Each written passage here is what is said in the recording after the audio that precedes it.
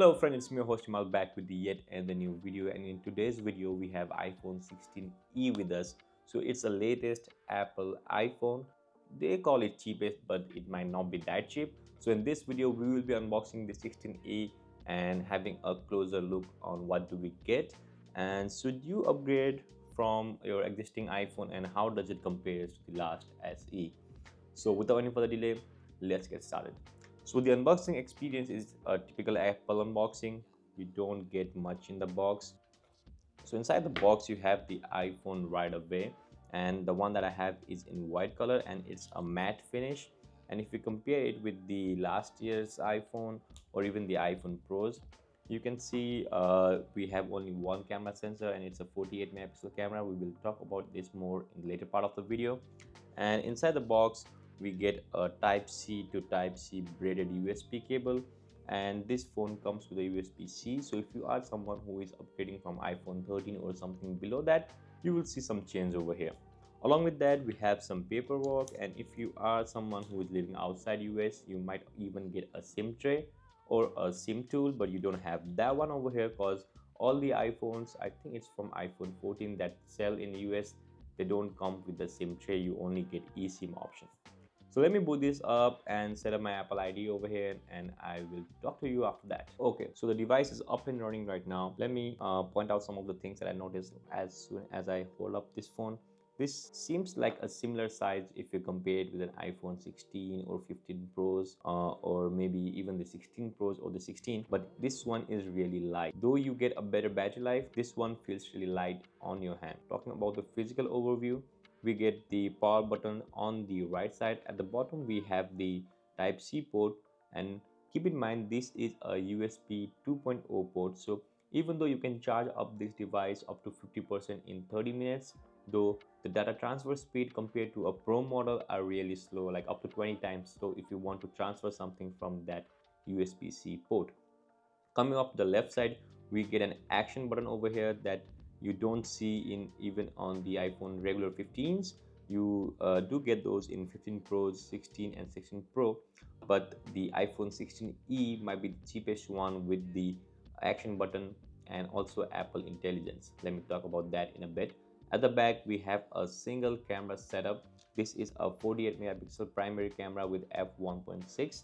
You can shoot 4K video up to 60 fps and Dolby Vision video up to 1080p up to 60 fps. There are a few limitations. Let me start with the camera first then. Moving from a regular 16 or even 15, you don't get that extra ultra wide angle lens, so you are only having one 48 megapixel lens, and Apple do claim you can do 2x lossless zoom, but still it's only a single camera, and due to that reason we don't have any cinematic video options over here.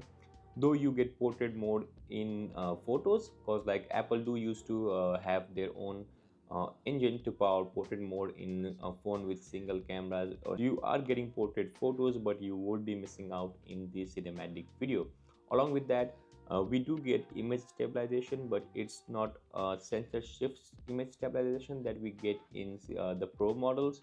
So the stabilization might take a bit hit. Normal day-to-day videos or maybe even images, they might not notice that much of a difference, especially if you are someone who is upgrading from an older iPhone SE or maybe even iPhone 12 or iPhone 13. Comparing it with the older SE, you are no longer getting the home button. We have Face ID over here, and also the bezels and screen size have changed a lot, though we still get that notch at the top. So looking at the design, it looks much more similar to iPhone 14 rather than an iPhone 16.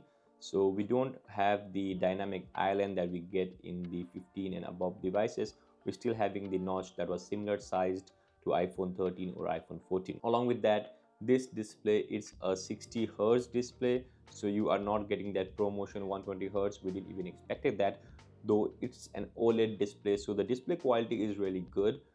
For the brightness side, you can go up to 800 nits of peak brightness or maximum brightness, and while viewing HDR content it can even go up till 1200 nits, though on the Pro we get 1000 nits of maximum brightness, and while viewing HDR content this Pro can even go up to 2000 Hz. So that's a bit of hit over there.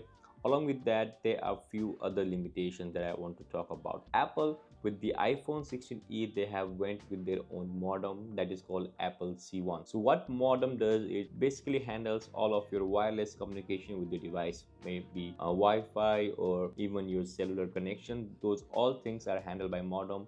And Apple bought Intel modem department around like 3 or 4 years ago for $1 billion, and now this is the first product that they have come up with. Due to that, we have 5G over here, but the 5G is not a millimeter wave 5G. That's the ultra fast 5G that we are promised about, to get 1 Gbps or even more than that. So you do get 5G, but it's the regular 5G that is widely popular. But the millimeter wave can come really handy when you are in a crowded area or even in stadiums. So the next thing would be, it is missing Wi-Fi 6E or Wi-Fi 7. So most of you don't even worry about that. You might even not know what Wi-Fi standards your router is currently working on. But for a future proofing, that might be a miss for some people, because like this only supports Wi-Fi 6. And the major disappointment was missing of the MagSafe support. So if you have a MagSafe accessory or even like a charger like this, you won't be able to stick your phone over there, because like iPhone, starting from iPhone 12, they all have MagSafe, except the SEs. They don't used to have MagSafe even before, but now we have iPhone 12, 13, 14, 15, 16, almost like 5 years, and this thing is missing on this basic feature. But to tackle this, I'm sure a lot of case companies already working to get a iPhone 16e cover or a case with the MagSafe support. I tried to put this thing in my iPhone 15 Pro cover. It do fit a bit tightly. We do get action button working, though the camera side might be a lot empty, but everything else it does work, and you even get support for the MagSafe. So with the case, that might not be a big thing. If you don't get it in the device itself, you have to spend a bit more for the case. So those were a few of the limitations. Now talking about the battery life. Okay, quickly. So a few things that I missed about the device is it does not support ultra wideband. So if you are using AirTag or AirPods through the Find My app, you do get the rough location, but you won't be able to locate it precisely. Along with that, it is also missing one GPU cores. So it is a 4-core GPU, though the full A18 Pro is a 6-core GPU. The regular iPhone 16 has 5-core GPU, and this one has a 4-core GPU with 6-core CPU. You do still get 8 GB RAM, because that's the minimum that you need to run Apple Intelligence. Also, the front camera, it can record 4K up to 60 fps. It is a 12 megapixel f1.9 camera, and the rear camera, it, as I already told you, it's a 48 megapixel sensor with 4K recording up to 60 fps and no cinematic video. Apple claims 26 hours of video playback from this device. That is better than the regular iPhone 16. And when you check in the Apple website, they are mostly comparing this phone with the iPhone 12, iPhone 11, or the older SEs. So they are not comparing this device with anything newer than iPhone 13 or 14. But what I feel is, at the price tag of $599, this thing feels a bit more expensive. Though they do have support for Apple Intelligence, and you even get visual intelligence, that is their new thing. But I still think the Apple Intelligence is not polished that much, and spending all this money and getting an iPhone 16e just for the Apple Intelligence might not be a good choice. If you are in a market looking for the 16e, as the Lord MKBHD told, you can even consider the iPhone 15 Pro at similar price for refurb. You can get it in Walmart or even Amazon. And if you want to go a bit cheaper, I think iPhone 14 might be also a good choice if you are someone switching from an older SE or even iPhone 11 or 12. I think the price could have been a bit better, because at $599 you get a lot of competition from from the Android side of things.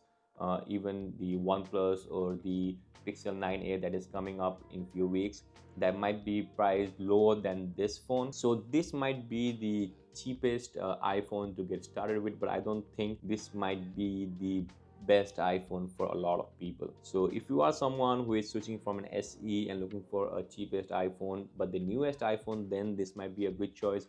But if you are someone who were eyeing around like the same price range, and you don't want the latest one but you want one with the more features, you can look in the second-hand market or even refurb market for iPhone 16, iPhone 15 Pro, or even iPhone 16 if you can get it in the similar price.